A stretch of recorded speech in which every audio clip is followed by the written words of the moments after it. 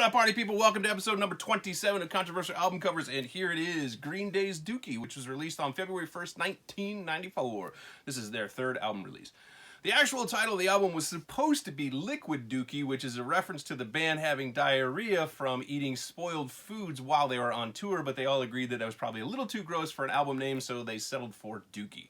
The actual artist who did the cover is Richie Bucher or Richie Bucker.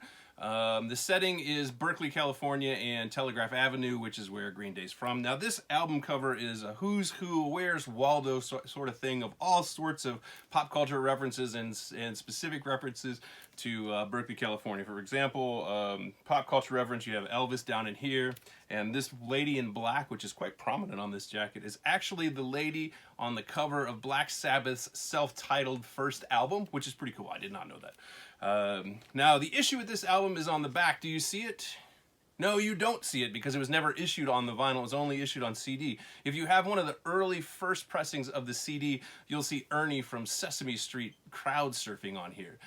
They removed it for a couple reasons. Number one, they thought that they might get in trouble from Sesame Street, so they like kind of remove it. But also, Billy Joe Armstrong has said that there is a story that a grandma bought the album thinking it was a child's album, so she bought it for her grandson, and then Billy Joe Armstrong said, well, let's take Ernie off of that. So they removed Ernie before anything actually happened, which I think is kind of weird. If you're looking at this album cover and thinking, that looks like a kid's album. I mean, I get it because it's cartoony, but if you look a little closer, there's monkeys throwing feces, there's bombs and people dropping bombs and Dookie all over it, and that, as you know, in the 90s, Walmart and Kmart got offended by it and said they weren't going to stock it. So from here on out, can we just say that anything that comes out in the 80s and 90s is most likely going to have a problem, or Walmart and Kmart are most likely going to have a problem with it?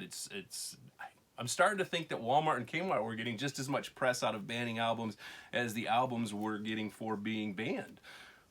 Something to think about. Anyway, here it is, Green Day's Dookie. Thank you so much for watching. As always, Spatula City Records, buy 9, get 1 free. Later.